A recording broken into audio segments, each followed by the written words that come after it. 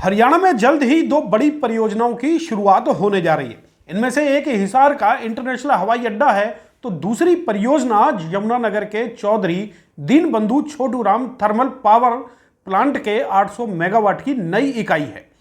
राज्य की इन दोनों महत्वपूर्ण परियोजनाओं को प्रधानमंत्री नरेंद्र मोदी अपने हाथों से शुरू करेंगे। हिसार एयरपोर्ट में 3 टर्मिनल बनाए जा रहे हैं। इनमें से एक टर्मिनल बनकर तैयार है। यहां से हवाई सेवाओं को अब रफ्तार दी जा सकेगी।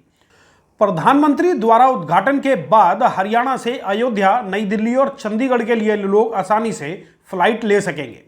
मुख्यमंत्री नायब सिंह सैनी ने अचानक बुलाई गई प्रेस कॉन्फ्रेंस में यह घोषणा की। तो चलिए अब आपको बताते हैं कि देश के प्रधानमंत्री नरेंद्र मोदी हरियाणा कब आने वाले हैं। लेकिन उनके साथ ही आपको यह भी बताते हैं कि अब बदलते हरियाणा में क्या क्या नए बदलाव देखने को मिलेंगे। आपकी गलियां अब स्मार्ट गलियां बन जाएंगी, तो ग्रामीण क्षेत्रों को 24 घंटे बिजली मिल सकेगी। इसके साथ और भी बहुत से बदलाव अब आप अपने राज्य में देख सकेंगे।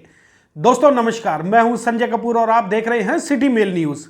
तो चलिए अब आपको बताते हैं कि आखिर प्रधानमंत्री नरेंद्र मोदी के चरण हरियाणा की पावन भूमि पर कब पड़ने वाले हैं।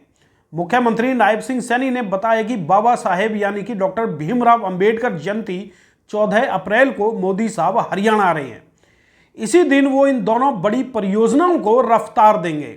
इनके अलावा राज्य में और क्या बदलाव होने वाले हैं, ये भी सैनी साहब ने खुलकर बताया। तो सुनिए सैनी साहब किन किन परियोजनाओं का ऐलान करते हैं। देखिए ये वीडियो, आपको भी वो वीडियो दिखाते हैं। जब देश के यशस्वी प्रधानमंत्री आदरणीय नरेंद्र मोदी जी भारत रत्न बाबा साहेब अंबेडकर जी की जयंती के अवसर पर हरियाणा में आ रहे हैं, तो माननीय प्रधानमंत्री जी 2 बड़ी परियोजनाओं का उद्घाटन और शिलान्यास भी करेंगे।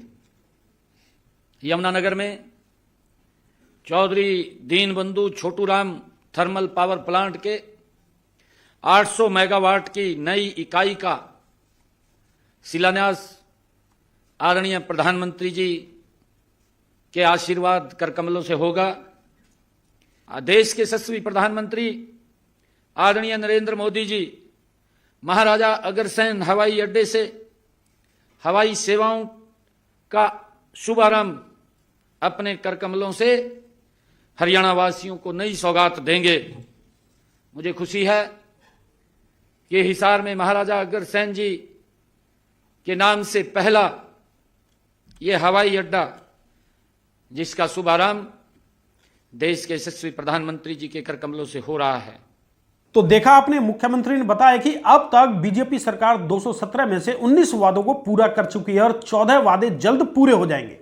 बदलते हरियाणा में अब डिपार्टमेंट ऑफ फ्यूचर का विभाग बनाया जा रहा है। विश्व ओलंपिक विजेता खिलाड़ी को 10 लाख रुपए दिए जाएंगे। कैंसर मरीजों के लिए 17 जिलों में डे केयर सेंटर खोले जाएंगे। प्रदेश में एमबीबीएस की सीटें जो पहले 2185 थी, अब बढ़ाकर 2485 की जाएंगी। हरियाणा में 10 नए आईएमटी विकसित किए जाएंगे। हर नगर पालिका में एक खेल परिसर बनाया जाएगा और पुराने बाजार को स्मार्ट बाजार बनाया जाएगा। इसके साथ गांव की एक गली को स्मार्ट गली बनाया जाएगा। 5877 गांव में 24 घंटे बिजली दे रहे हैं। शेष बचे 1376 गांव के लिए नई स्कीम लेकर आ रहे हैं, जिससे गांव में 24 घंटे बिजली दे सके। मुख्यमंत्री ने कहा कि दिव्यांगों को मुफ्त बस सेवा दी जाएगी। अप्रैल से 21 प्रकार के दिव्यांगों को वित्तीय सहायता प्रदान की जाएगी। उन्होंने कहा कि सरकार ने वन टाइम सेटलमेंट योजना को कुरुक्षेत्र से लॉन्च किया है। इस स्कीम का प्रदेश के व्यापारी लाभ उठा सकते हैं। उन्होंने यह भी बताया कि 14 अप्रैल को BR अंबेडकर की जयंती पर मोदी जी हरियाणा आ रहे हैं और इससे प्रदेश नई ऊंचाइयों पर पहुंचेगा। तो दोस्तों देखा आपने किस तरह से बदलते हरियाणा में कितने बड़े बदलाव आ रहे हैं। भाजपा सरकार के तीसरे कार्यकाल में यदि समय रहते नायब सैनी सरकार ने इन घोषणाओं को साकार कर दिखाया, तो राज्य के युवाओं को रोजगार की दृष्टि से बड़ा लाभ मिलेगा। बिजनेस, उद्योग और व्यापार भी अपनी रफ्तार से चलेंगे। तो दोस्तों अब नायब सैनी की इन घोषणाओं को आप किस नजरिए से देखते हैं, इस पर कमेंट बॉक्स में कमेंट करके जरूर बताएं।